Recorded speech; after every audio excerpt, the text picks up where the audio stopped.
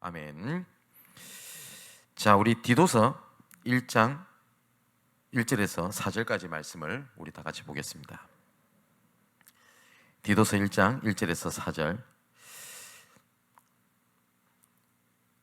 우리가 중요하게 우리가 같이 보도록 하겠습니다. 디도서 1장 1절에 보니까 하나님의 종이요 예수 그리스도의 사도인 나 바울이 사도된 것은 하나님의 택하신 자들의 믿음과 경건함에 속한 진리의 지식과 영생의 소망을 위함이라. 이 영생은 거짓이 없으신 하나님이 영원전부터 약속하신 것인데 자기 때에 자기의 말씀을 전도로 나타내셨으니 이 전도는 우리 구주 하나님이 명하신 대로 내게 맡기신 것이라. 같은 믿음을 따라 나의 참 아들 된 디도에게 편지하노니 하나님 아버지와 그리스도 예수 우리 구주로부터 은혜와 평강이 내게 있을지어다. 아멘. 우리 다락방 교재를 보면 굉장히 중요한 부분들이 총 7번 반복돼서 나오는 게 있습니다. 사역자가 올바르게 전도하기 위해서 기본적인 3가지를 준비해야 된다라는 말씀이 있습니다. 그 중에 첫 번째가 뭐냐? 개인 전도입니다. 개인 전도는 모든 사역의 기초가 되고 전도 운동의 시작이 되는 부분입니다. 그럼 성경 구절을 몇 가지를 우리 한번 보겠습니다. 사도행전 13장 48절을 보니까 말씀에 뭐라고 기록되어 있냐? 하나님께서 구원받을 자를 작정해 두셨다라고 기록되어 있습니다.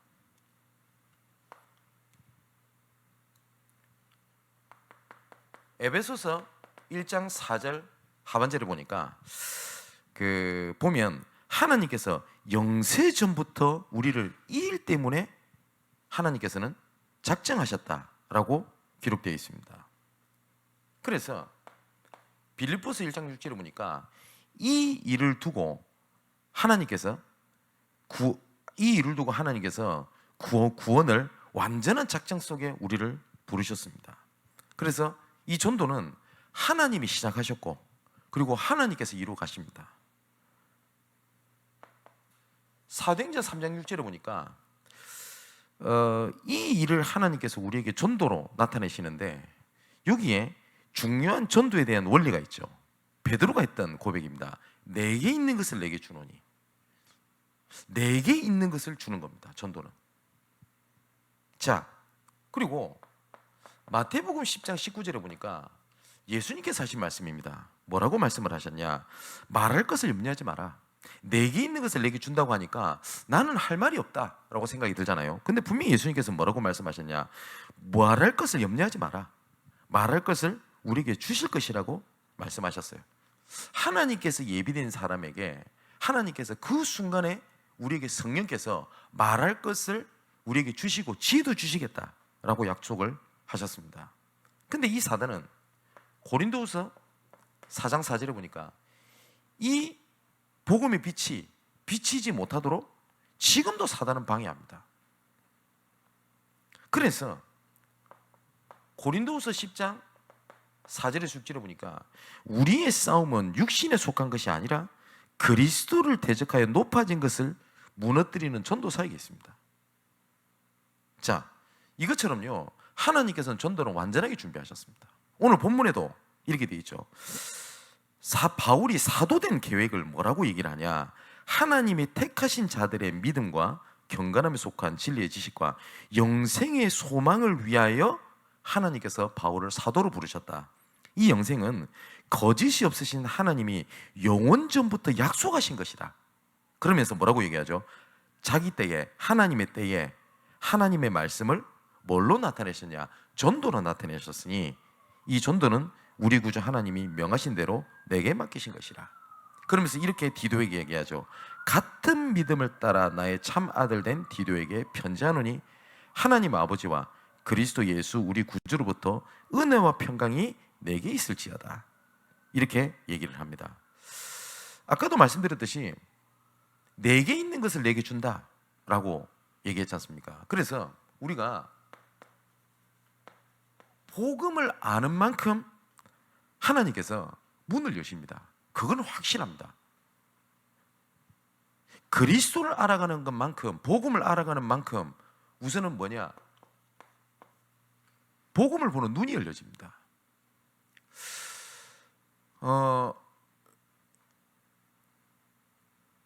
제가 지금까지 그 다락방을 시작을 하면서 대략 계산을 해보니까 한 27년 이렇게까지 걸어왔습니다. 그러면서 하나님께서 저에게 많은 은혜를 주셨어요. 그 복음을 아는 만큼 하나님께서 현장을 보는 눈을 열게 하시거든요. 그래서 오늘 사역자의 기본 세 가지를 두고 석 주 동안 이렇게 말씀을 나누게 될 건데, 특히 이번 세 주 동안은 조금 의미 있게 들으시고 붙잡으시고 또 그 다음에 또 듣고 하면서 중요한 답을 찾게 되시기를 주님의 이름으로 축원을 드립니다. 그래서 최대한 지금 이 시간에 강의라기보다는 지금까지 하나님께서 말씀대로 주셨던 증인 입장에서 얘기해 보려고 합니다. 자, 우리가 복음에 대한 3요소라고 있습니다. 복음에 대한 3요소가 뭐냐? 가장 첫 번째는 하나님에 대한 부분입니다. 우리가 하나님을 창조의 하나님, 사랑의 하나님, 공의의 하나님, 이런 하나님에 대한 성품에 대한 얘기를 하죠. 그러면서 하나님께서 우리를 창조하실 때 창세기 1장 27절, 28절, 이게 하나님의 형상으로 창조되었다라는 겁니다. 이게 우리의 복음의 가장 첫 번째 시작입니다.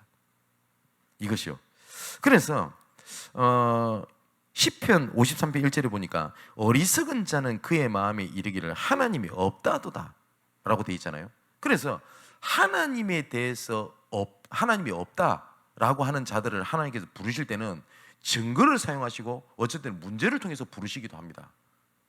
자, 하나님에 대한 올바른 지식이 가장 복음의 첫 번째입니다. 그런데 우리가 자칫하면요, 복음에 대한 핵심이요, 뭐냐면 영적 문제, 사단, 이렇게 가면 안 돼요. 처음부터 어떤 사람 만났는데 귀신 얘기하고 그러면 됩니까? 아니잖아요. 그죠? 중요한 건 뭐냐? 하나님이 누구냐라는 부분이 정확하게 전달이 돼야 돼요. 한 번은 류광석 목사님께서 이런 간증을 하셨습니다. 택시를 딱 탔지 않습니까? 택시를 타고 가면서 이렇게 말씀을 하셨다고 합니다. 기사님, 제가 오늘 어디서부터 어디까지 가는데 편안하게 모셔주셔서 너무나 감사합니다. 그런데 기사님을, 인생을 똑같이 이렇게 편하게 데려다 줄 기사가 한 분 계십니다. 그게 누구시냐? 바로 하나님이십니다. 이렇게 복음을 증거하셨다라는 그 간증을 들은 적이 있습니다. 또 어떤 말씀 하시냐? 저는 손자 손녀가 말을 알아듣는다면 저는 처음부터 사탄 얘기를 하지 아니하고 하나님의 사랑에 대한 얘기를 먼저 하겠습니다. 이렇게 고백을 하셨습니다. 그런데 우리가 자칫하면요, 복음을 얘기한다고 얘기하면서 사탄, 영적 문제, 안 믿으면 망하고, 이게 복음의 핵심이 아닙니다. 태초에 하나님이 천지를 창조하시니라. 그러면서 천지를 창조하시면서 우리를 뭘 창조하셨냐? 우리를 하나님의 형상대로 창조하셨다. 이게 복음의 중요한 핵심입니다. 근데 우리가 자칫 잘못하면 복음의 주제가요, 이게 아니에요. 많은 사람들 간증하는 걸 잘 들어보면 좀 위험하다 싶은 게 있거든요. 뭐냐면 내가 귀신을 보고 사탄을 보고, 그리고 우리가 또 믿는 사람인데 우리가 자꾸 복음의 내 핵심이 뭘로 가냐? 네가 사탄에게 속았고, 그리고 네가 문제 때문에, 이런 겁니다. 어떤 분이 이런 간증을 하는 걸 들었어요. 어린애를 그 돌 정도 되는 애를, 좀 돌 좀 지나고 이제 막 걸어 다닐 거 아닙니까? 너무 예배를 드리지 못할 만큼 내 자녀가 그 예배를 방해를 하는 겁니다. 그랬더니 이렇게 기도한 거예요. 하나님, 우리 내 자녀를 통해서 역사하는 흑암 세력을 꺾어주시고, 그리고 우리 자녀가 사단에게 속지 않게 해주시고, 예, 그게 맞는 말처럼 보일 수도 있지만 어느 날 말씀을 듣다가 이 생각이 들었답니다. 불렀대요. 누구야? 하나님은 너를 사랑하신다. 하나님은 너의 예배를 받기 원하신다. 다른 사람은, 어떤 동물은 예배를 드리지 못하지만 너는 하나님의 자녀다. 너는 렘넌트다. 그래서 하나님은 너희 예배를 그렇게 기뻐하신다 라고 얘기를 했대요. 그랬더니 결박받아라 온갖 얘기할 때는 아무렇지 않다가 그 말을 듣는 순간 내 자녀가 조용히 예배를 드리는 걸 봤다라는 제가 간증을 들은 적이 있습니다. 여러분, 우리에게 복음이 어떤 겁니까? 하나님이 나를 사랑한다, 그리고 하나님은 나와 함께 계신다 라는 것들이 내 생각과 판단에 큽니까? 아니면 내가 사단에게 속았고 나는 문제가 많고 꺾어야 되고 이런 것이 더 큽니까? 사단을 꺾어야 된다는 것이 틀린 건 아닙니다. 분명히 예수님께서도 좀 이따 말씀드리겠습니다만은 흑암을 결박해야 될 일이 있어요. 근데 중요한 것은 흑암을 결박해야 된다라는 것보다 흑암을 결박시키시는 유일한 이름이신 그리스도가 나의 주 나의 하나님이 되신다, 그게 더 크지 않습니까? 제가 한번 간증 드렸죠. 제가 그 부산의 청소년 전도신학원에 강의를 다닐 때 일입니다. 애들이 현장을 갔다 오더니 막 말씀 잘 안 듣잖아요, 애들이. 근데 애들이 변하고 왔어요. 어떻게 변하고 왔냐? 갑자기 애들이 오더니 막 찬양을 하고 울고 막 그러면서 전도해야 되겠다고 하고 그러는 거예요. 그래서 얘들이 왜 이러나 싶어서 포럼을 들어봤는데 이 친구들이 어딜 갔냐? 무속인 현장을 간 겁니다. 갔더니 어떤 들어갔던 무속인 현장에서 이 무속인이 이렇게 얘기를 한 거예요. 갑자기 여자 무속인인데 목소리가 바뀌면서 내가 류광수도 알고 내가 너희들 랩런트를 모를 것 같냐? 반드시 내가 너희들을 무너뜨릴 것이다 라고 무속인이 얘기하더래요. 귀신이 하는 말이겠죠. 그거 애들 충격받고 진짜 전도해야 되겠구나, 진짜 귀신이 역사하는구나, 그게 은혜를 받고 돌아왔어요. 그때 제가 이런 얘기를 말씀을 드렸습니다.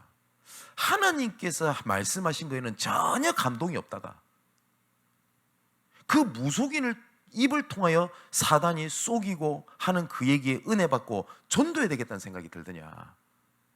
물론 뭐 그걸 통해서 하실 수도 있겠죠. 근데 하나님의 말씀보다 그것이 더 감동이 되더냐? 그렇게 제가 물어봤던 때가 있습니다. 여러분 어떠십니까? 여러분이 혹시 내가 어떤 문제가 생겼을 때 이런 가운데서 나와 함께 하시는 하나님, 내가 속았다, 넘어졌다, 이것보다 그런 가운데서도 나를 오른손으로 붙잡고 계시는 하나님, 이게 더 큽니까? 그게 복음의 3요소라고 했을 때 가장 첫 번째가 뭐냐? 하나님에 대한 지식입니다.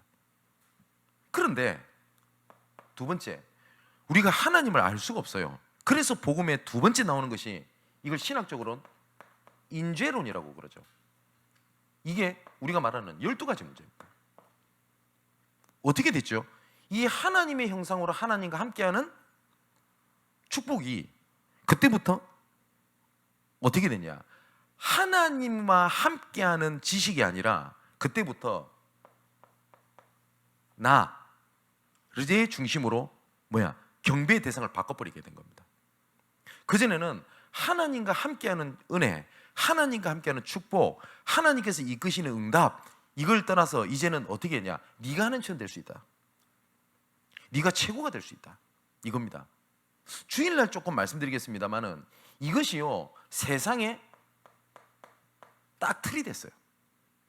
이 세상에 이거를 우리가 지금 뭐라고 하니까 망대가 돼버린 겁니다. 그거 중심으로 모든 걸 봅니다. 그러다 보니 세상의 틀로 보게 되니 성경이 안 맞는 겁니다. 지금 문화는 어떻게 올라가고 있냐? 제가 얼마 전에 뉴스를 봤는데 우리나라에서 그 메이저리그 몇 사람이 있지 않습니까? 그 중에 하나가 이대호, 그 다음 추신수, 이런 선수인데 추신수가 극도의 슬럼프에 빠졌을 때가 있어요. 그때 이대호가 편지를 보낸 겁니다. 친구니까. 뭐라고 썼냐? 너는 잘할 수 있다. 너 자신을 믿어라. 너는 최고다. 이거를 계속 생각을 하래요. 너는 할 수 있다. 너는 최고다. 너는 못할 게 없다. 그죠? 여러분, 요새 유튜브라든지 용기를 붙들어 주는 말, 그리고 이런 것들을 잘 보세요. 전부 다 뭘 얘기하고 있냐? 너는 할 수 있다. 여기에 뭘 넣죠? 용기를 넣습니다. 용기를. 근데 성경에서는 그 얘기를 하고 있지 않거든요. 하나님을 떠난 너희들은 절대 불가능이다. 성경에서 그 얘기를 하고 있습니다. 그래서 너는 아무것도 못한다. 그게 12가지 문제 아닙니까? 그죠? 나는 할 수 있다. 나는 최고다. 내가 하나님처럼 될 수 있다.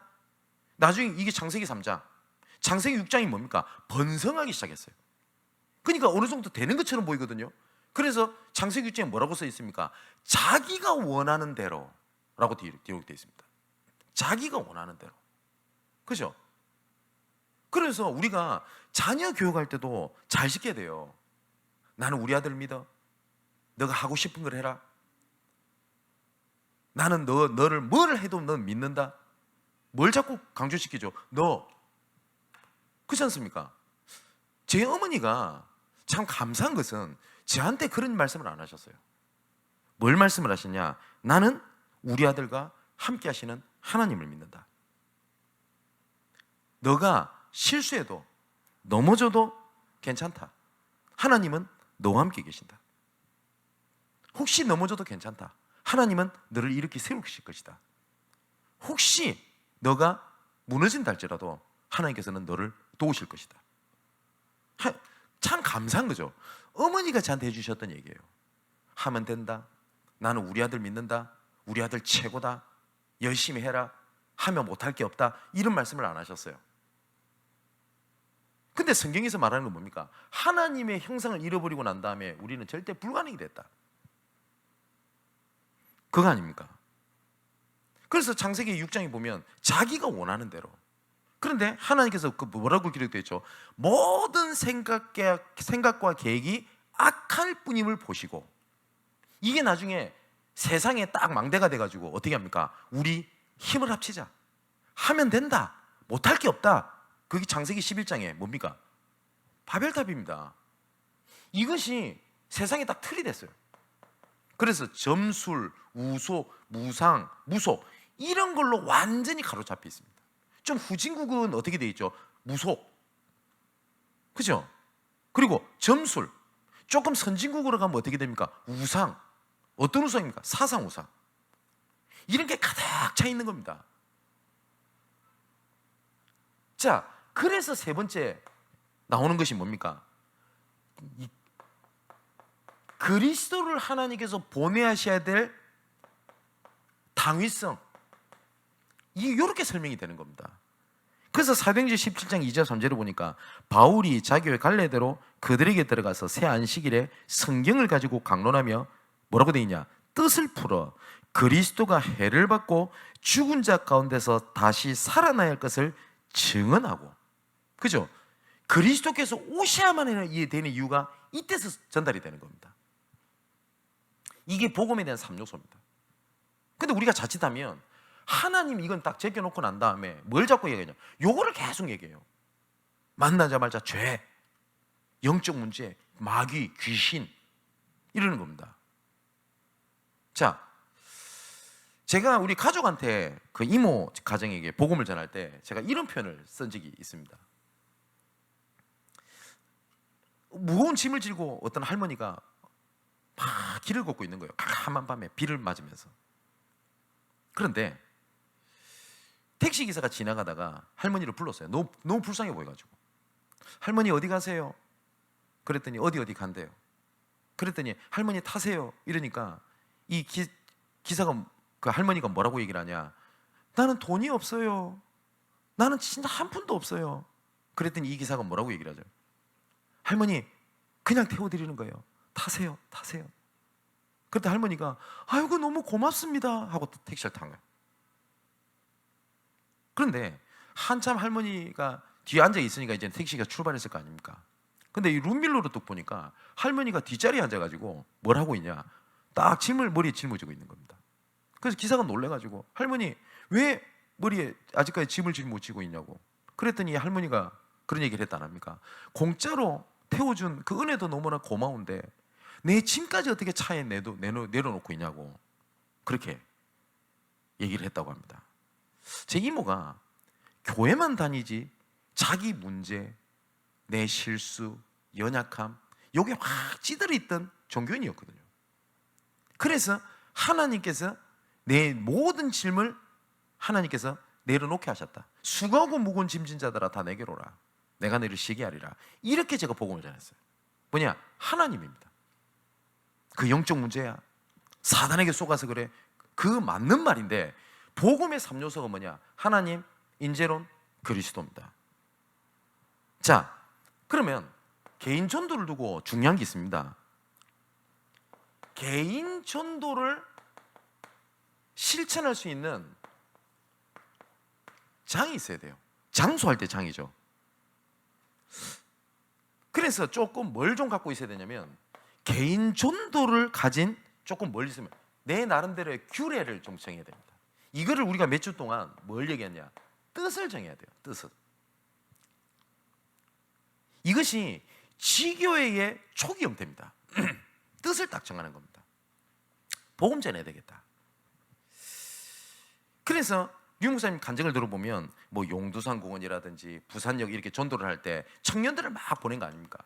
그게 전도의 완전한 모습은 아닙니다만은 개인 전도를 체험할 수 있는 장을 마련해 놓은 거예요. 합숙훈련 가보신 분 아시죠? 합숙훈련을 하면 워크숍이라는 걸 하고 현장을 갑니다.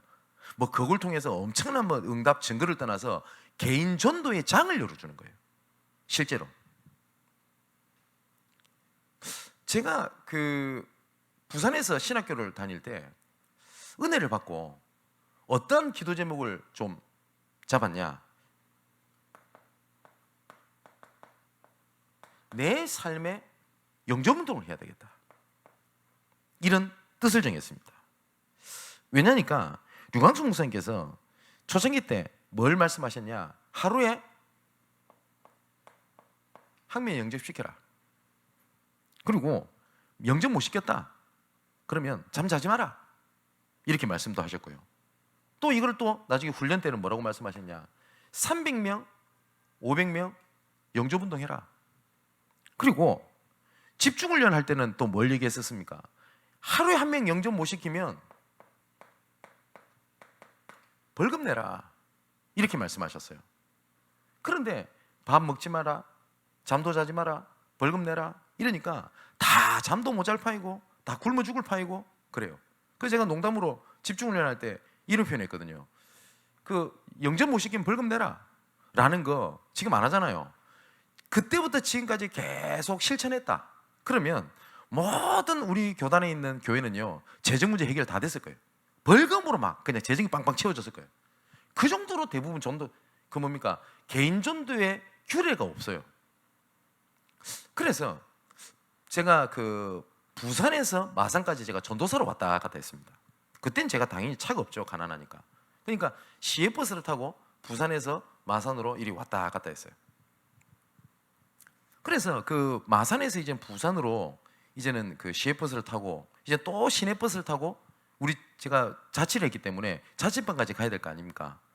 그런데 그 부산에 또 그때 당시에 사상터미널 딱 내렸더니 어떤 여자분이 아가씨가 저한테 말을 거는 겁니다. 도와달라는 거예요. 그래서 뭘 도와줄까요? 이랬더니 자기는 막차를 놓쳤대요. 그래서 제가 뭐 가난한 신학생이니까 돈이 어디 있습니까? 그래서 내가 돈이 없다고. 그래서 아 그러냐고. 그러면서 그런데 얼굴이 참 선해 보인대요 저보고.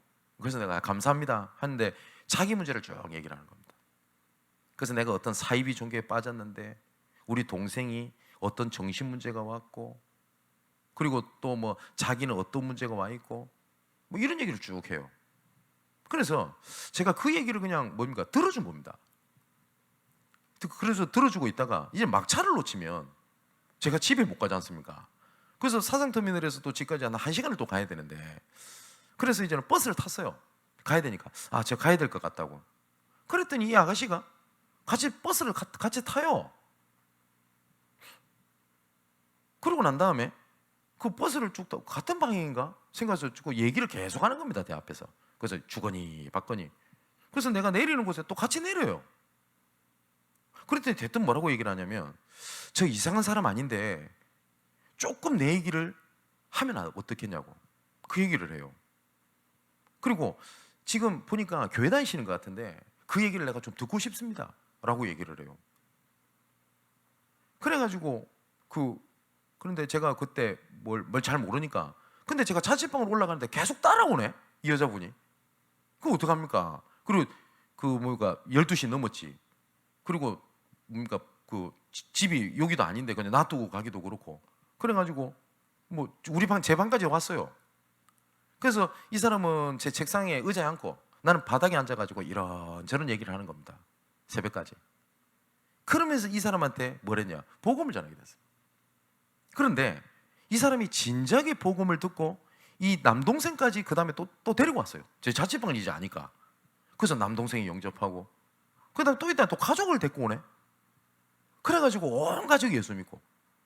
그 어느 날 제 자취방에 봉투가 하나 떡 놓아져 있어요. 뭐라고 있냐, 내가 그때 차를 놓치고 어려움을 당한 게 하나님께서 나를 구원하시기 위하여 나를 그렇게 하신 것 같다. 그러면서 자기 인생 처음으로 감사헌금을 내가 드립니다, 전사님께 드립니다 하면서 감사헌금을 봉투를 넣어서 제 자취방에다가 꽂아놨더라고요. 그때 어떤 생각이 들었냐, 하나님께서 일을 진행하시는구나. 그죠? 그것처럼 내가 개인 전도에 대한 조금 뜻을 딱 정하면 됩니다. 뜻을. 이것도 제가 한번 간증했죠.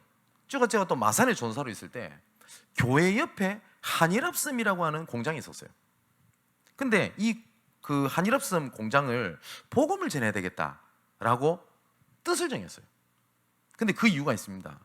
유광수 목사님께서 사마고무 사역했던 그 말씀을 하시지 않습니까? 근데 딱 그래요. 그 기도 뭐냐니까, 낮에는 한일합섬 공장 운영하고 그 안에는 여자 고등학교, 한일 전산여고라고 해서 야간 고등학교가 있었어요. 그냥 낮에는 공장에서 일하고 여자애들이, 저녁에는 뭘 하는 거냐, 야간 고등학교로 일을 하는 거예요. 근데 거기에 일을 하는 오늘 애들이 공부를 잘하겠습니까? 그러지도 않고 또 형편도 안 좋고 이런 친구잖아요. 그러고 있다가 어느 날 교회 앞에 누가 왔어요. 화장실을 써도 되겠냐라고 온 겁니다.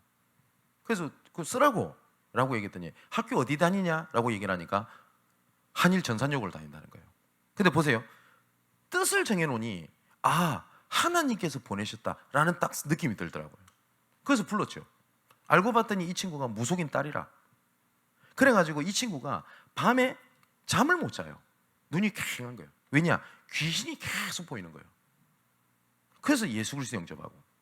그랬더니 자기 친구가 똑같은 친구가 있다고 데리고 왔어요. 그 친구가 내가 몇 번 얘기했듯이 진은선이라고 하는 여자애를 딱 데리고 옵니다. 그래서 그 친구 말씀드렸지 않습니까? 저 방글라데시 지금 선교사로 있다고요.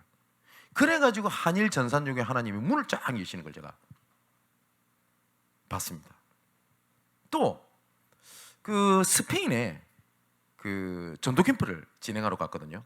그때는 어른들 사역자 대상이 아니라 우리 렘넌트들 50여 명을 대상으로 캠프를 이렇게 하게 된 겁니다. 근데 이 친구들이 절대 불가능한 일 속에 하나님께서 전도문을 막 여시는 걸 봤어요. 렘넌트 애들이. 그게 얼마나 은혜가 되겠습니까? 그래서 이제는 전도 캠프가 끝나고 이제는 이태리 이렇게 관광을 이렇게 하는 프로그램이 있었습니다. 근데 제가 비행기가 참 잘못돼가지고 이태리 가는 버스를 타고 스위스로 넘어가서 한국을 넘어오는 항공으로 어쩔 수 없이 이렇게 변동이 된 거예요. 그러니까 이제는 스페인에서 이제는 이태리로 버스를 타고 관광버스 타고 이렇게 넘어가는데, 그 관광버스 안에 가이드하는 여자분이 계셨을 거 아닙니까? 그런데 애들이 은혜를 받고 마이크를 한 명씩 붙잡으면서 하나님께서 개인 전도회를 두고 은혜를 주신 것들을 애들이 계속 간증을 한 겁니다. 포럼을 한 명씩 나와가지고. 그런데 그 가이드하는 여자분이 너무 진지하게 들어요.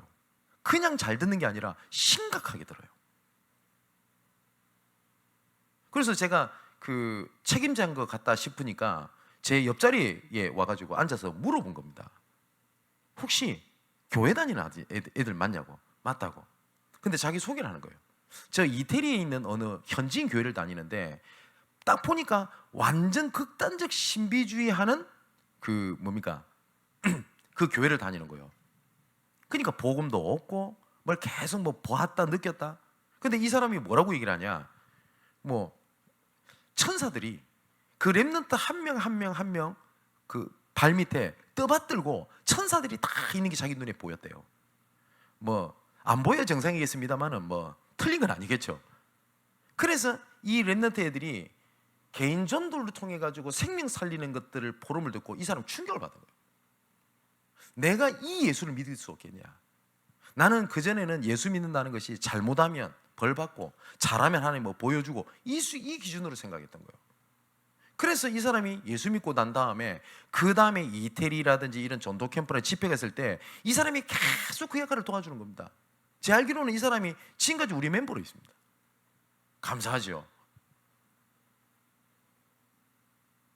자, 그래서 내가 개인 전도에 대한 조금만 뭘 가지고 있으면 되냐?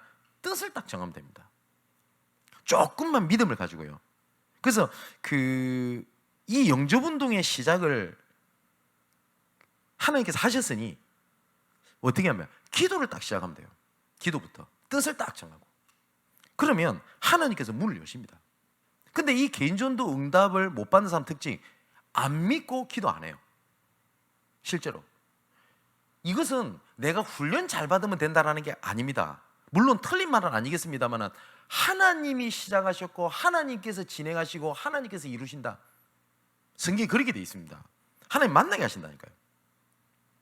그래서 류광수 목사님께서 300명 500명 영접운동 이거를 훈련시키시면서 밥 굶어라, 밥 먹지 마라, 벌금 내라, 나도 한다 이러면서 같이 교회 청년들이랑 훈련을 진행을 하셨어요. 저도 한번 이거 한번 해볼까 라는 마음도 있습니다. 저도 실천하면서요. 근데 어느 날 류 목사님께서 사역을 이렇게 하시다 보니까 불신자한테 복음을 못 전한 거예요. 그래서 자 싶어가지고 복음을 전해야 되겠다. 왜냐? 영접 못 시키면 밥 굶어야 되니까. 그래서 류광수 목사님께서 계시던 사택 뒤에 뒷산이 있는데 그게 공원이 하나 있었대요. 근데 이미 지금 시간처럼 깜깜한데 그걸 올라가신 거예요. 근데 깜깜한 데서 저 벤치에 누가 앉아 있는 거예요. 딱 한 사람이 그 시간에. 그래서 류 목사님께서 너무 반가워가지고 그 사람한테 가가지고 하나님 믿으십니까? 하나님께서는 우리 구원자가 되십니다.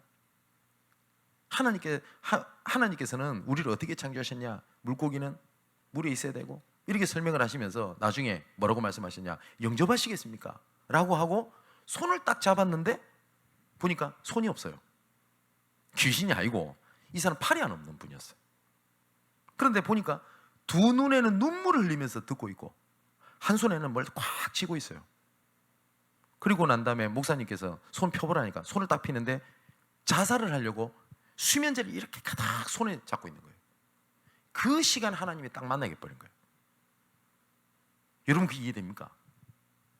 우리가 열심히 해가지고 전도되는 게 아닙니다. 하나님께서 시작하셨고 하나님께서 진행하셨으며 하나님께서 일을 진행하시는 겁니다.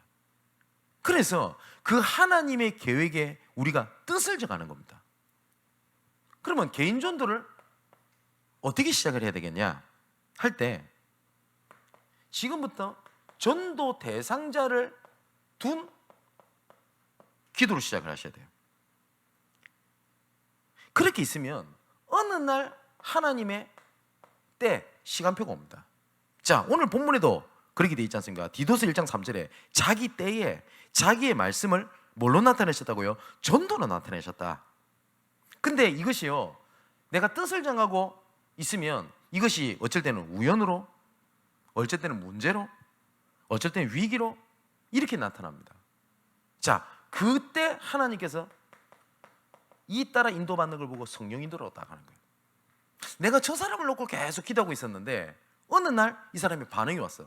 그때가 딱 뭘로 보이냐? 하나님의 시간표구나. 뭐 제가 이름을 말씀 못 드리겠는데 제가 내일 저녁에 누구 한 명을 복음을 전하기로 되어 있습니다. 근데 이 사람이 문제가 딱 터졌어요. 여러 가지 복잡하고 하여튼 그래요. 제가 말씀 못 드리겠고. 제가 복음을 전할 수 없을 만큼 문제 속에 딱 찌들어 있는 겁니다. 온 가족이. 보니까 정신과 약을 먹고 그러고 있는데도 진짜 복음을 전할 틈이 없을 만큼 문제 속에 딱 빠져 있어요. 이번에 드디어 문제가 터진 겁니다. 그러니까 갈등도 되고 막 법적인 문제도 되고 그러고 있어요. 그래 기도하고 있었죠. 왜? 전도 대상자니까.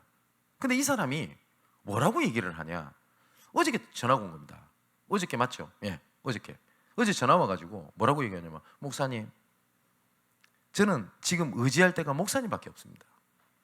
제가 의지한다고 답은 없습니다만은, 제가 목사님이 하시는 말씀 하나하나에 내가 위로를 받고, 목사님 하나하나 말씀하시는 거에 내가 많은 생각을 하게 됩니다.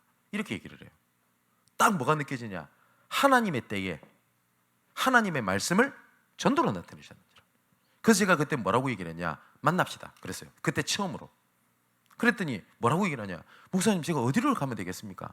지금은 안 되고, 근데 저기 집이 용인이라. 그래서 어떻게 하냐? 만나러 가겠다고. 목사님 집이 어디입니까? 어디라고. 점심이 좋아요, 저녁이 좋아하니까 자기는 저녁이 편하다고. 나 기다리겠다고. 그래서 전 내일 만나게 됩니다. 워치만이라고 하는 중국인한 전도자가 있습니다. 이 사람 간증문에 보면 본인이 60명의 전도 대상자를 놓고 기도하고 있었는데 어느 날 보니까 50만 명이 예수 믿고 있더라 합니까?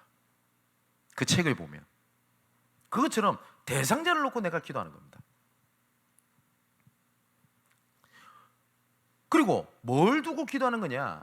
마태복음 12장 28절에서 29절. 먼저 강한 자를 결박하지 않고서야 어떻게 그 집에 있는 세간을 늑탈하겠냐? 이때 우리가 기도하는 겁니다. 기도하면서 저 사람의 복음을 막는 흑암 권세가 이 시간 예수 그리스도 이름으로 말미암아 무너지게 하여 주옵소서.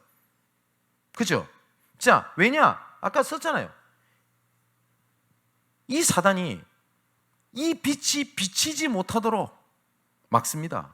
그래서 우리가 기도하는 겁니다. 그래서 사단의 망대가 무너지게 하여 주옵소서.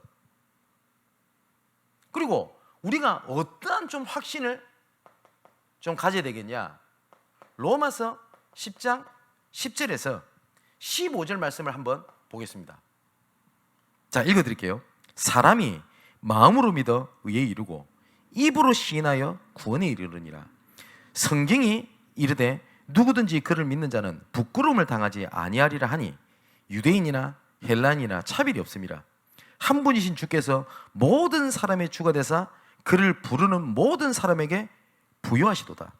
누구든지 주의 이름을 부른 자는 구원을 받으리라. 그런즉 그들이 믿지 않은 이를 어찌 부르리요? 듣지도 못한 이를 어찌 믿으리요? 전파하는 자가 없이 어찌 들으리요? 그 말은 무슨 말이죠?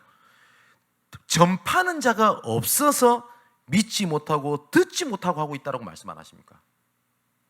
그러면서 15절에 보내심을 받지 아니하였으면 어찌 전파리요? 기록된 바 아름답도다 좋은 소식을 전하는 자들의 발이여 함과 같으니라. 현장에 예비되어 있어요. 분명히. 자, 마태복음 9장 36절에 39절에도 말씀 보니까 예수님께서 이 말씀하셨습니다. 뭐냐?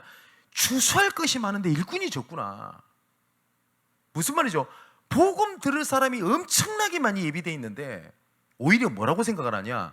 오히려 그 추수할 것을 예비된 사람한테 복음 전할 사람이 없구나. 우리는 반대로 생각하잖아요. 전도 안 된다 그래요. 거짓말하면 안 돼요. 진짜 많은 사람이 그럽니다. 지금 미국, 유럽 이런 데 가면 전도할 데가 없대요. 왜냐면 많이 강팍해지고 그렇다고. 진짜 그렇습니까? 제가 유럽을 여러 번 갔습니다. 유럽은요 한국보다 훨씬 더 복음 전할 때가 많아요. 그리고 복음 더 잘 들어요. 왜냐? 한 번 하는 유광수 목사님께서 이 말씀 하셨거든요. 건물을 높이 쌓으면 쌓을수록 그 뒤에 그림자는 더 크게 펼쳐지게 된다. 복음이 아닌 것에 계속 높아지면 높아질수록 그 뒤에 깜깜함이 가려져서 못 보는 것들이 다 커 보입니다. 얼마든지 많습니다. 근데 여기들은 확신이 없어요. 여기들은 확신. 그리고 사도행전 1장 8절에 보니까 증인되라 라고 말씀을 하셨거든요. 내가 조금만 아까 말씀드렸던 대로 내가 하나님께 주신 받은 은혜 있지 않습니까? 뭐 크고 작고 상관이 없습니다. 그거 된 증인된 입장에서 얘기하면 하나님께서 보내신 사람은 그 말 바로 알아들어요. 정말로요. 왜냐? 구원받기로 작정되어 있기 때문에. 사도행전 16장 15절은 뭐라고 되어 있죠? 주께서 루디아의 마음문을 열어 바울의 말을 청정케 하신지라. 바울이 말을 잘한 게 아닙니다. 하나님께서 루디아의 마음문을 열어버렸어요. 그러니 하나님의 때가 된 거 아닙니까? 그때 바로 꽂히는 겁니다. 하나님께서 창세전에 예비한 대상자가 있다니까요. 그래서 이걸 놓고 우리가 기도하는 겁니다. 어디에 있냐? 내 삶의 현장, 내 바로 직장 바로 옆에 있을 수도 있어요. 어쩌면 이 사람이 나를 굉장히 괴롭히고 있단 말이에요. 어쩌면 나를 도와달라는 사인일지도 모릅니다. 그래서 사단은 근데 어떻게 만듭니까? 감정 상하게 만들어갖고 서로 욕하게 만들어버린 거예요. 그래서 예수님 말씀하신 겁니다. 네 형제를 용서해라.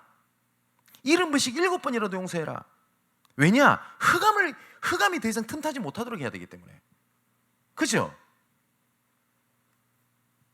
어떤 대상자가 있는지 모릅니다. 예비되어 있단 말이에요. 여기다 믿음입니다.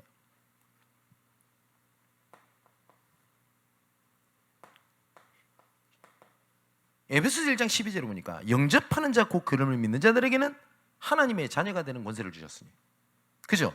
이게 대상자를 놓고는 기도입니다. 이걸 두고 지금까지 계속 제가 말씀드렸던 것이 뭐냐? 사람 계획표를 작성해라. 사람 계획표를. 이거는요, 어떤 사람은 그 얘기를 합니다. 어떤 사람은 은혜 받고, 목사님 진짜 전도의 중요한 전략인 것 같습니다.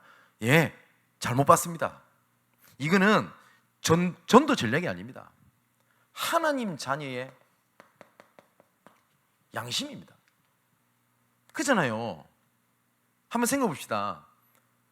우리 교사분들 계실 거 아닙니까? 우리 렘넌트 교사분들. 내가 좀 이거 좀 은혜 받았다고 요 말하고, 내가 저 은혜 받았다고 요 말하고, 그럽니까? 아니죠. 우리 렘넌트들에게 어떠한 말 한마디가 영원한 답이 될 수 있고 영원한 상처로 남을 수도 있어요. 그죠? 제가 요거 좀 은혜 받았다고 요거 설교하고, 저거 좀 은혜 받았다고 저거 설교하고 이럴 것 같습니까? 그럼 우리 사랑하는 성도 여러분, 제가 여러분들 놓고 기도하는데 한 명 한 명을 둔 이런 계획표가 없이 제가 기도할 것 같습니까? 막연하게 진짜 그럴 것 같습니까? 제가 지금 현장에서 지금 여기저기 복음 전하고 있는 사람들 그냥 두고 얘기할 것 같습니까? 그렇지 않거든요. 여기 각각 지교회에 제가 갈 때 그냥 얘기할 것 같습니까? 그렇지 않지 않습니까? 만일에 그렇다면 저는 진짜 양심이 없는 목사 아닙니까? 그죠?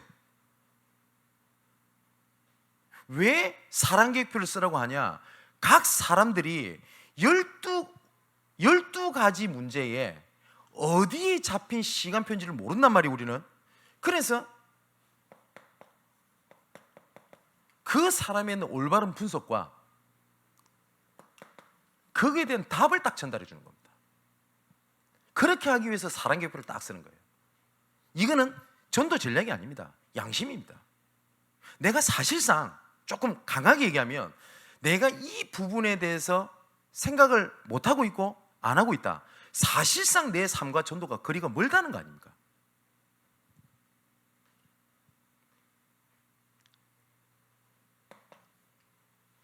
왜 나는 전도가 잘 안 됩니까? 할 때 몇 가지를 점검해야 되겠습니다만은 전도에 대한 준비가 부족해요. 전도에 대한 준비. 내가 언제든지 이 사람한테 복음을 말할 수 있는 뭡니까? 내용이 없어요.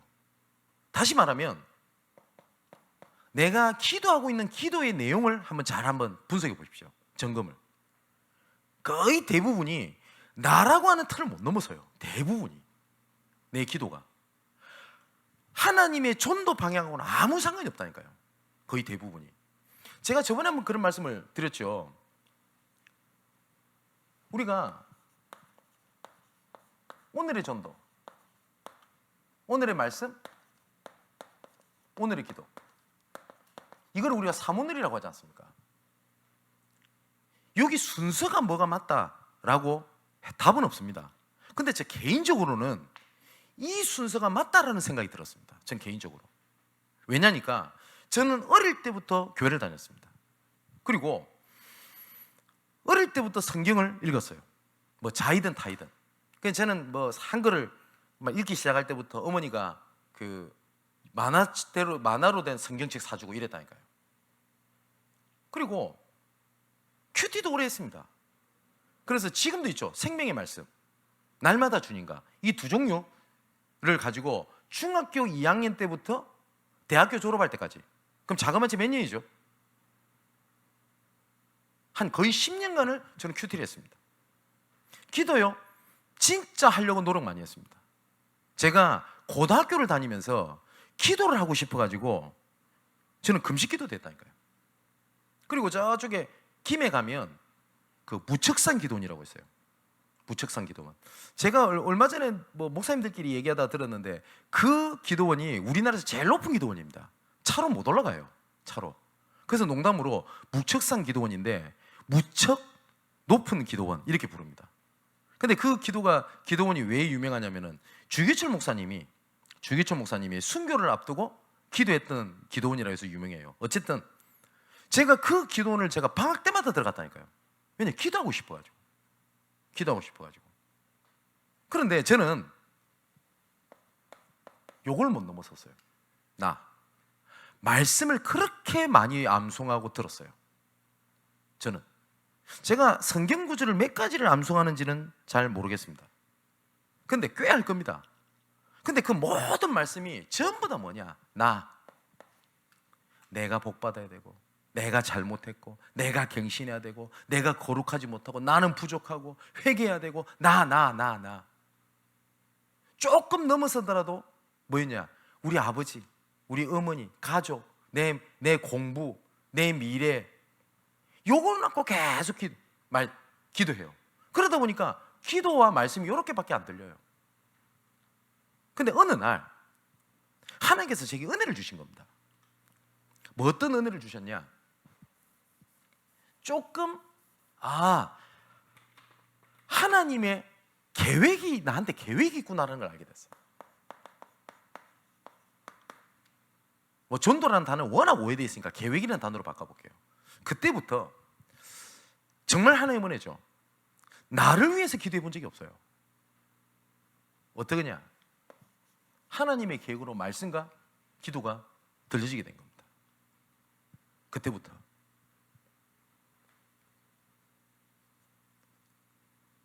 우리가 사랑 계획표를 하라는 게 전도 전략이 아니라니까요.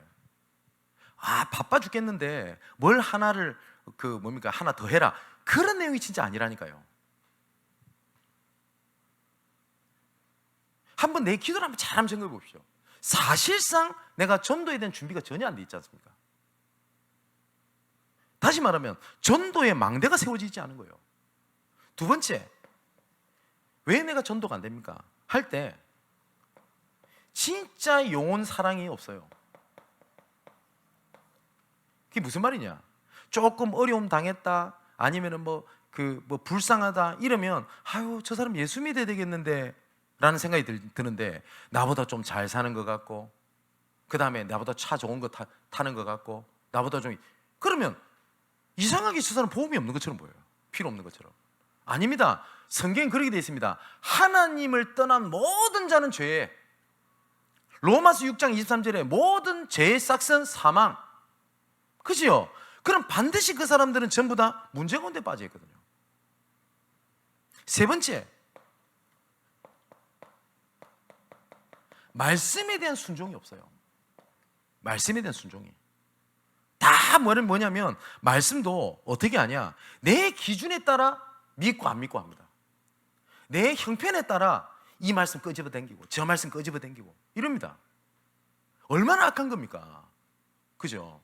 만일에 목사인 제가 내 뜻을 얘기하고 싶어서요, 내가 어떤 의도를 얘기하고 싶어가지고 말씀을 인용해가지고 제가 설교를 하고 있다, 저는 사실상 목사 자격이 끝난 겁니다. 그죠? 어느 날 우리 교회가 재정이 약해요. 재정이 만일에 부족해요.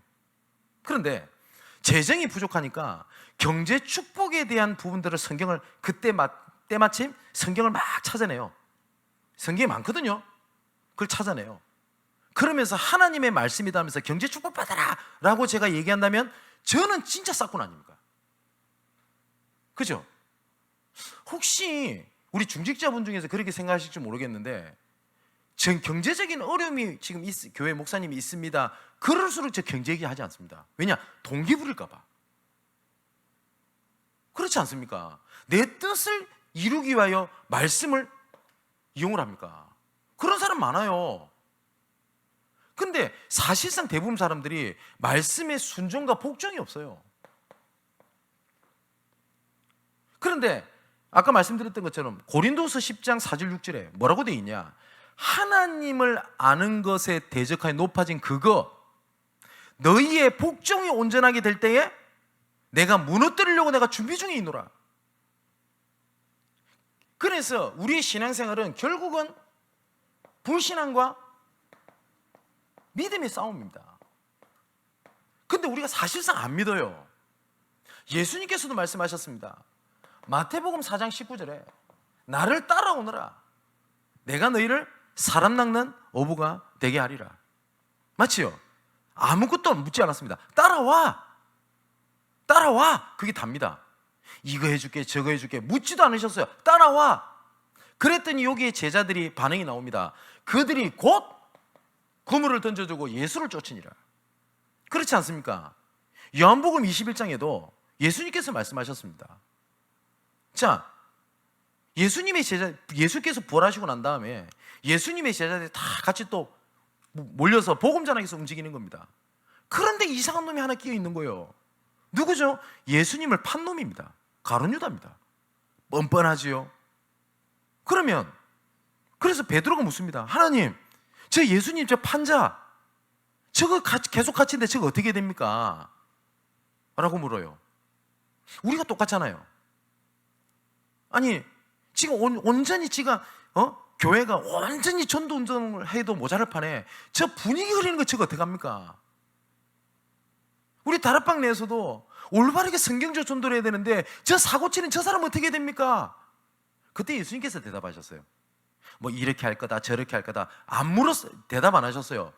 내가 저를 끝까지 내 옆에 머물게 한들 그게 니랑 무슨 상관이냐? 똑같은 말씀하셨어요. 너는 나를 따르라. 그죠? 그겁니다. 말씀에 대한 순종과 복종이 없어요. 이번에 원주에 전도 캠프를 진행하러 갔는데 어떤 그 여자 장로님이 그 예비 캠프 기간에 포럼을 이렇게 하시더라고요. 그래서 어떤 포럼을 하냐? 제가 뻔히 옆에 앉아 있는데 뭐라고 포럼을 하시냐면 이런 얘기를 해요. 뭐라고 얘기를 하냐면은 저는 목사님이 싫습니다 이래요. 그 왜냐니까 된다는데, 전도가 된다는데 안 된다는 거예요. 성령인도 받으라는데 너무 자기랑 안 맞대요.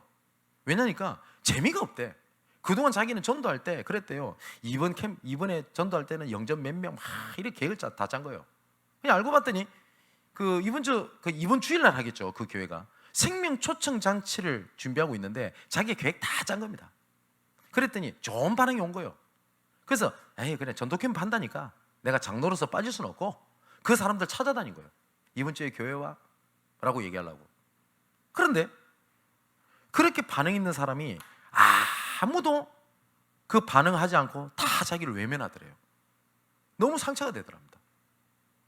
뭐 이럴 때도 있겠지. 그러고 있어 교회로 이렇게 돌아왔는데 어떤 뭡니까 제품을 배송을 받아야 되는데 제품을 배송을 못 받았어요. 그 담당자 전화를 한 겁니다. 이 장로님이 안 그래도 자기 뜻대로 안 돼서 열이 받아 죽겠는데 그래서 얘기한 거예요. 교회로 데리고 오라고, 갖고 오라고. 갖고 왔어요. 근데 평소에 그 뭡니까? 좀 알던 사람일 거 아닙니까? 거래를 하는 쪽이니까. 뭐 아메인가 뭐 그렇다던데. 근데 교회를 딱 그분이 그 물건을 가지고 왔는데 교회 같이 그 뭡니까? 있는 성도분이 누구 엄마 이러더래요. 근데 이 사람이 뭐 하고 있었냐? 요거 놓고 기도하고 있었대. 어디 갔어요?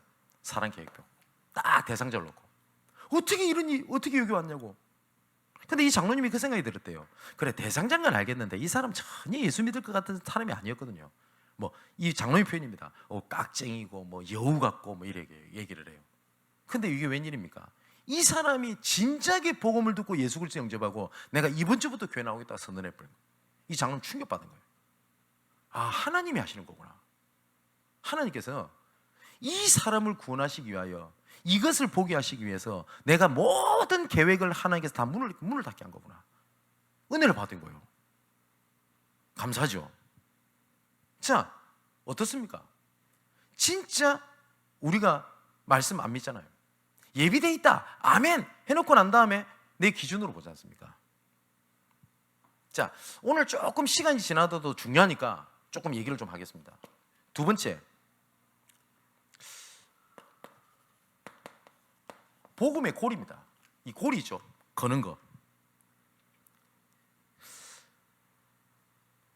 우리나라의 박형용 박사님이라는 분이 이런 얘기를 했어요. 성경을 어디를 찔러도, 바늘로 찔러도 예수 피가 나오게 돼 있다. 그 말은 성경 전체에 복음에 대한 고리가 있다는 얘기거든요. 어디 부분을 성경을 펼쳐도 뭐냐? 예수 그리스도에 대한 부분이 나온다. 이게 진짜 복음입니다. 그죠? 그래서 지금 계속 교제 얘기를 좀 하겠는데, 복음 편지, 새생명 새생활, 현장 복음 메시지, 이런 모든 교제는 어떻게 구성이 되어 있냐? 항상 복음에 대한 생명을 전달할 수 있도록 구성이 되어 있습니다. 뭐냐? 불신자가 언제든지 와도 복음을 영접할 수 있는 메시지, 새 가족이 은혜 받을 수 있는 메시지, 낙심자 기존 성도들이 힘을 얻는 메시지, 사명자가 훈련되는 메시지, 이렇게 구분이 되어 있습니다.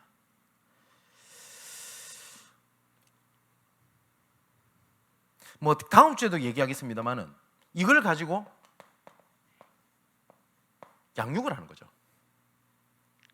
그리고 여기에 따른 훈련도 진행이 됩니다. 우리가 말씀이 정리가 됐다라고 하는 것은 어느 때라도 이렇게 복음을 전할 수 있도록 딱 구성이 되어 있습니다. 우리 교회에서 예배를 드리다가 언제든지 불신자가 앉아 있어도 복음을 전할 수 있는 메시지로 딱 구성이 되어 있습니다. 잘 보시라니까요. 불신자가 오니까 따로 해야 되고, 새 가족이 많으니까 따로 하고, 그렇습니까? 그렇지 않습니다.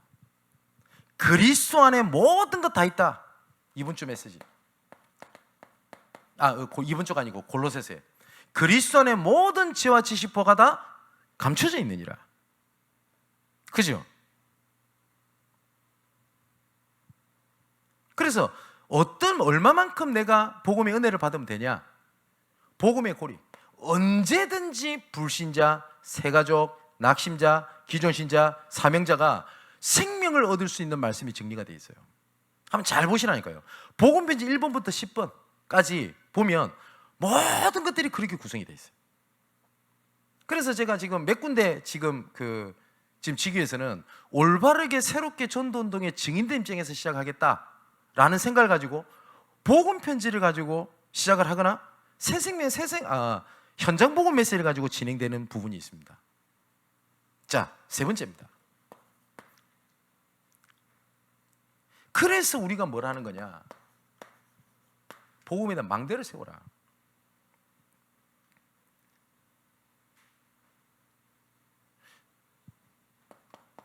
우리가 언약의 여정이라고 하죠. 이거를 영어로는 CVDIP라고 합니다. 옆에 써져 있죠. 모든 하나님의 절대 주권은 뭐에 맞춰져 있냐? 구원에 맞춰져 있습니다. 내가 싫든 모르든 알든 모든 것이 이렇게 맞춰져 있습니다. 자, 그래서 로마서 1장 17절에 보니까 복음에는 하나님의 의가 나타나 믿음에 이르게 하나니 오직 의는 이 믿음 갖고 살리라. 그 하나님의 의가 뭐냐? 구원 계획. 베드로전서 1장 9절에서 12절에 보니까 뭐라고 하냐? 믿음의 결국 곧 영혼의 구원을 받음이라. 그래서 이 구원에 대하여 임한 은혜, 임할 은혜를 살펴서 그리스도와 그리스도의 때를 묵상해라. 이것은 하나님을 위한 것이 아니라 뭐라고요? 하나님께서 우리를 위하여 주셨고 성령을 힘입어 복음을 전할 자들로 우리에게 알리신 것이다. 이게 얼마만큼 큰 축복이냐? 천사도 흠모하고 부러워하는 것이다. 이 구원을 이루기 위하여 모든 것이 하나님의 절대 계획을 가지고 움직입니다. 제가 아까도 좀 말씀드렸듯이 나라고 하는 틀을 넘어서게 되는 결정적 계기가 있었어요. 뭐였냐면 마태복음 24장 14절에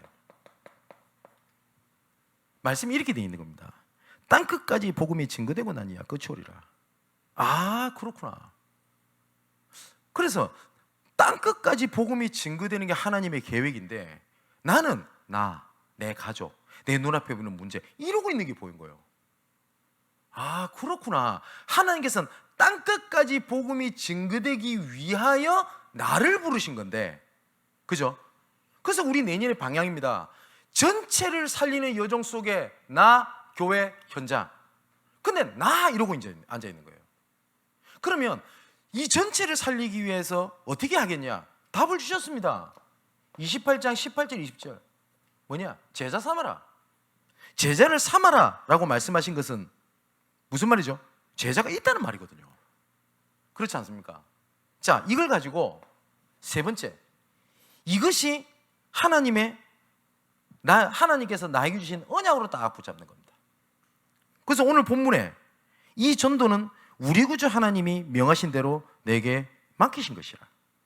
자, 그렇게 되면 그때부터 하나님께서 언약의 여정으로 나를 이끌어갑니다. 언약의 여정으로.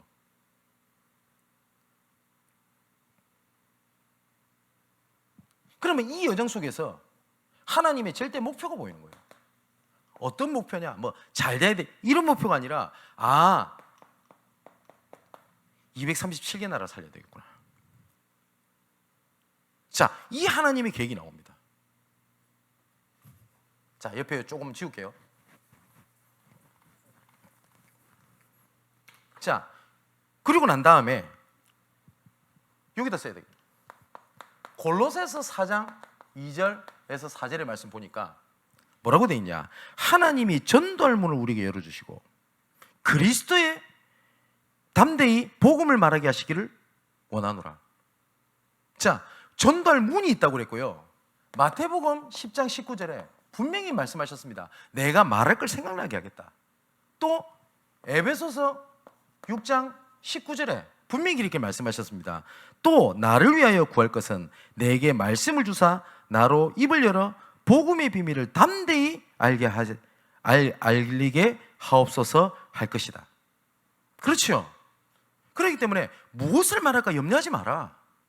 우리가 십자가 그리지 않습니까? 꼭 그렇게 복음을 전해야 되냐? 아닙니다.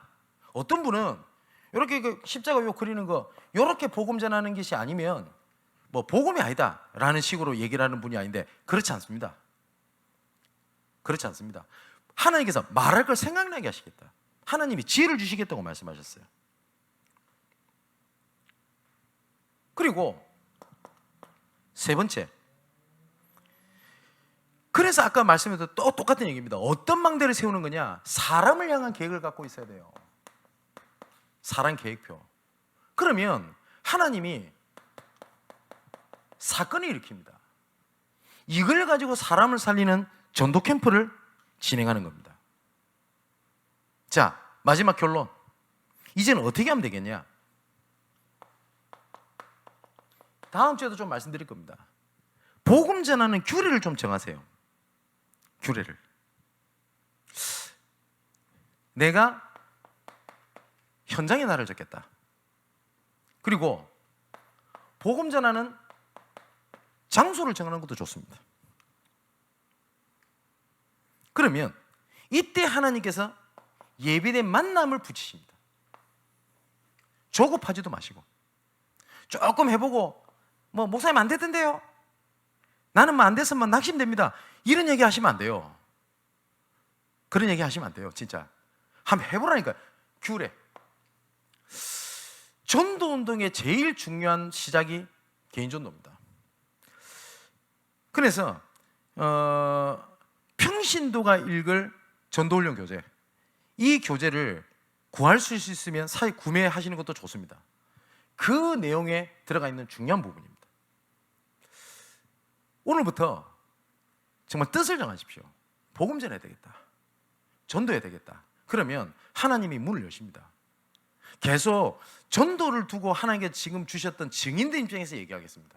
지금 뭐 여러 가지를 먼저 간증해야 되겠다라고 뭐 적어놓은 건 되게 많은데 지금 다 못할 만큼 그 시간이 지금 많이 좀 갖긴 했습니다만은 어쨌든 정말 전도를 두고 고민하고 생각하고 규례를 정하고 인도받는 우리 사랑하는 양문교회 우리 모든 전도자, 그리고 인터넷으로 우리 말씀을 듣는 모든 전도자 되시기를 주님의 이름으로 축원을 드립니다. 우리 이 시간 합심해서 한번 기도합시다. 하나님께서 하나님의 때에 하나님의 말씀을 전도로 나타내신다고 말씀하셨습니다. 여러분의 삶에 여러분에게 주시는 말씀을 전도로 나타내시는 겁니다. 사실상 이걸 놓치면 하나님께서 말씀으로 나를 인도하신다는 것을 잘 모를 겁니다. 그 뜻을 정하십시오. 목사님, 저도 할 수 있습니까? 예. 아까 로마서 10장 10절 15절 말씀드렸죠. 누구든지 라고 되어 있습니다. 누구든지. 뜻을 정하면 됩니다. 규례를. 오늘 주신 말씀 붙잡고 우리 여유 있게 우리 합심해서 기도하도록 하겠고요. 오늘은 그 미션홈이 없습니다. 제가 끝나고 바로 렘넌트 순회 캠프를 좀 몇 군데를 좀 다녀와야 될 일이 있어서 그렇습니다. 어쨌든 오늘은 좀 여유 있게 기도하는 좀 중요한 시간이 돼야 되겠습니다. 기도합니다.